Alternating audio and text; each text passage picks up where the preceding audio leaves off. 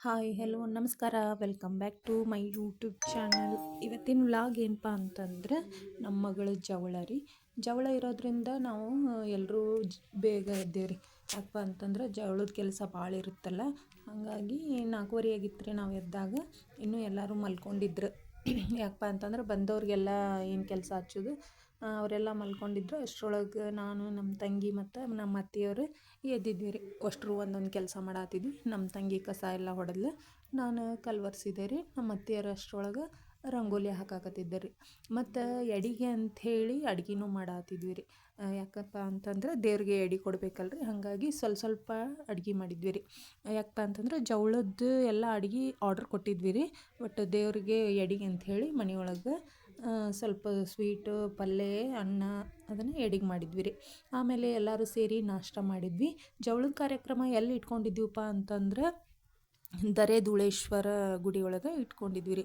ಯಾಕಪ್ಪ ಅಂತಂದ್ರೆ ನಮ್ದು ಮಣಿದೇವರು ಕೂಡಲ ಸಂಗಮ ರೀ, ಅಲ್ಲಿ ಹೋಗೋಕೆ ಆಗೋದಿಲ್ಲ ಅಂಥೇಳಿ ಇಲ್ಲೇ ಧೂಳೇಶ್ವರ ಹುಬ್ಬಳ್ಳಿ ಒಳಗೆ ಇರ್ತಕ್ಕಂತಹ ಎಲ್ಲಪ್ಪ ಅಂತಂದ್ರೆ ಬೆಂಗೇರಿ ರೀ, ಬೆಂಗೇರಿ ಒಳಗೆ ಬರುತ್ತದೆ. ಆ ದೇವಸ್ಥಾನದೊಳಗೆ ನಾವು ಏನಪ್ಪ ಅಂತಂದ್ರೆ ಜವಳದ ಕಾರ್ಯಕ್ರಮವನ್ನು ಇಟ್ಕೊಂಡಿದ್ವಿ. ಎಲ್ಲರೂ ಊರಿಂದ ಬಂದಿದ್ರೆ ಹಾಗಾಗಿ ಅಲ್ಲೇ ಜವಳದ ಕಾರ್ಯಕ್ರಮವನ್ನು ಇಟ್ಕೊಂಡಿದ್ವಿ ರೀ. ಫಸ್ಟ್ ದೇವರಿಗೆಲ್ಲ ಪೂಜೆಯನ್ನು ಮುಗಿಸಿದ್ವಿ ರೀ. ದೇವಸ್ಥಾನ ಅಂತೂ ಮಸ್ತ್ ಐತ್ರಿ. ಮ್ಯಾಲೆ ಧೂಳೇಶ್ವರಂದು ಟೆಂಪಲ್ ಐತ್ರಿ, ಅದ್ರ ಕೆಳಗನ ಜಕ್ಕಮ್ಮನ ಗುಡಿ ಐತ್ರಿ. ನಾವೀಗ ಜಕ್ಕಮ್ಮನ ಗುಡಿ ಒಳಗೆ ಪೂಜೆ ಮಾಡಾಕತ್ತೇವ್ರಿ. ಅಲ್ಲೇ ತೊಟ್ಲ ಅದಿತ್ರಿ, ತೊಟ್ಲ ಪೂಜೆ ಎಲ್ಲ ಮಾಡಿ ಕಾಯೆಲ್ಲ ಒಡೆದಾದ್ಮೇಲೆ ಮತ್ತು ಧೂಳೇಶ್ವರ ಗುಡಿ ಒಳಗೆ ಬಂದ್ವಿ ರೀ. ಬಂದು ಏನಪ್ಪ ಅಂತಂದ್ರೆ ಜವಳ ತಗ್ಸೋಕ್ಕಿಂತ ಮುಂಚೆ 5 ಜನ ಮುತ್ತೈದರಿಗೆ ಏನಪ್ಪ ಅಂತಂದ್ರೆ ಉಡಿಯನ್ನು ತುಂಬ್ತಾರೆ ರೀ. ಅವರ 5 ಜನ ಉಡಿ ತುಂಬ್ಕೊಂಡವ್ರು ಏನಪ್ಪ ಅಂತಂದ್ರೆ ಜವಳ ತೆಗೆಸ್ತಕ್ಕಂತಹ ತಂದೆ ತಾಯಿಗೆ ಏನು ಮಾಡ್ತಾರಪ್ಪ ಅಂತಂದ್ರೆ ಹಾಸಕ್ಕಿ ಎಲ್ಲ ಹೊಯ್ದು ಅವ್ರನ್ನ ಅಲ್ಲಿ ಕುಂದಿರಿಸಿ ಅವ್ರಿಗೆ ಆರತಿ ಎಲ್ಲ ಮಾಡಿದಾದ್ಮೇಲೆ ಸ್ವಾಮಿಯರು ಬಂದು ಏನಪ್ಪ ಅಂತಂದ್ರೆ ಆ ಮಗುವಿಂದು ಜವಳ ತೆಗಿತಾರೆ. ಇವು ನಮ್ಮ ಉತ್ತರ ಕರ್ನಾಟಕದ ಸಂಪ್ರದಾಯ ರೀ.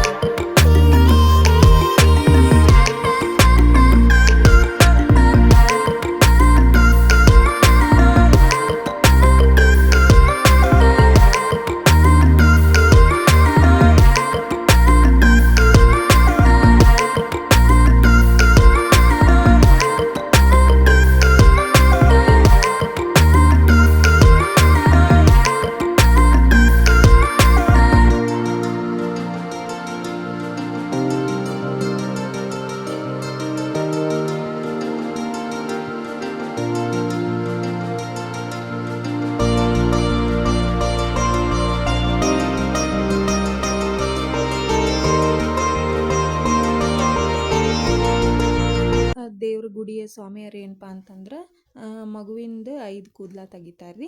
5 ಕೂದಲ ಎಲೆಗತ್ರಿ ಮುಟ್ಟಿಸ್ತಾರೆ. ಮುಟ್ಟಿಸಿದಾದ್ಮೇಲೆ ಒಂದು ಕತ್ತರಿ ತೊಗೊಂಡು 5 ಕೂದಲನ್ನ ತೆಗಿತಾರೆ ರೀ. ಅದು ತೆಗೆದಾದ್ಮೇಲೆ ಏನಪ್ಪ ಅಂತಂದ್ರೆ ಎಲ್ಲರೂ ಫ್ಯಾಮ್ಲಿ ಬಂದಿರ್ತಾರಲ್ರಿ, ಅವ್ರು ಏನು ಮಾಡ್ತಾರೆ, ಅವ್ರು ತಂದಂತಹ ಬಟ್ಟೆಗಳನ್ನು ಆ ತಂದೆ ತಾಯಿಗೆ ಕೊಟ್ಟು ಮತ್ತು ಆರತಿ ಮಾಡುವಂತಹ ಸಂಪ್ರದಾಯ ನಮ್ಮ ಉತ್ತರ ಕರ್ನಾಟಕದ ಕಡೆ ಐತ್ರಿ. ನೀವು ಯಾವ ರೀತಿಯಾಗಿ ಜವಳ ಕಾರ್ಯಕ್ರಮವನ್ನು ಮಾಡ್ತೀರಿ ಅಂಥೇಳಿ ಕಮೆಂಟ್ ಮಾಡಿರಿ. ಎಲ್ಲರೂ ಜೋಡಿಯಾಗಿ ಏನಪ್ಪ ಅಂತಂದ್ರೆ ಆರತಿಯನ್ನು ಮಾಡಿದ್ದಾರೆ. ಇನ್ನು ಒಬ್ಬೊಬ್ಬರೇ ಮಾಡ್ತಾರೆ ಅಂಥೇಳಿ ಗಂಡ ಹೆಂಡತಿ ಸೇರಿ ಎಲ್ಲರೂ ಆರತಿ ಮಾಡಿದ್ರೆ ಆರತಿ ಮಾಡೋದು ಮುಗಿದಾದ್ಮೇಲೆ ಏನು ಮಗುವಿನ ತಂದೆ ತಾಯಿ ಇರ್ತಾರಲ್ಲ ಅವರು ದೇವ್ರ ಗುಡಿ ಒಳಗೆ ಹೋಗಿ ನಮಸ್ಕಾರ ಮಾಡಿ ಬರ್ತಾರೆ ರೀ. ದೇವಸ್ಥಾನದೊಳಗೆ ಕಲ್ಯಾಣ ಮಂಟಪ ಐತ್ರಿ, ಅಲ್ಲೇ ಊಟದ ವ್ಯವಸ್ಥೆಯನ್ನು ಮಾಡ್ಕೊಂಡಿದ್ವಿ. ಎಲ್ಲರೂ ಆರತಿ ಇದೆಲ್ಲ ಮುಗಿಸಿದಾದ್ಮೇಲೆ ಅಲ್ಲೇ ಊಟ ಮಾಡಲಿ ಅಂಥೇಳಿ ಫಸ್ಟ್ ಗಂಡು ಮಕ್ಕಳಿಗೆಲ್ಲ ಊಟಕ್ಕೆ ಬಿಟ್ಟಿದ್ವಿ ರೀ.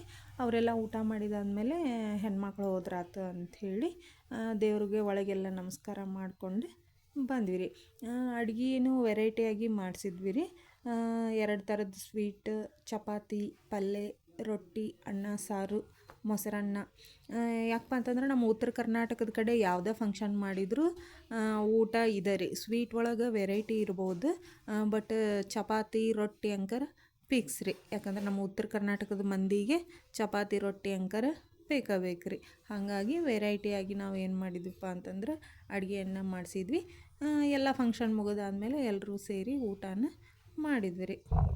ಈ ವಿಡಿಯೋ ನಿಮಗೆ ಇಷ್ಟ ಆದರೆ ಲೈಕ್ ಮಾಡಿರಿ, ಕಮೆಂಟ್ ಮಾಡಿರಿ, ಶೇರ್ ಮಾಡಿ. ಪ್ಲೀಸ್ ಸಬ್ಸ್ಕ್ರೈಬ್ ಮಾಡೋದನ್ನು ಮರಿಬೇಡಿ. ನನ್ನ ಚಾನಲ್ನ ಯಾರು ಸಬ್ಸ್ಕ್ರೈಬ್ ಮಾಡದೆ ನೋಡ್ತಾ ಇದ್ದೀರಾ ಪ್ಲೀಸ್ ಸಬ್ಸ್ಕ್ರೈಬ್ ಮಾಡಿ. ಹೀಗೆ ಸಪೋರ್ಟ್ ಮಾಡ್ತಾಯಿದ್ರೆ ನಾನು ಇನ್ನಷ್ಟು ವಿಡಿಯೋಗಳೊಂದಿಗೆ ಮತ್ತೆ ಬರ್ತೀನಿ. Thank you.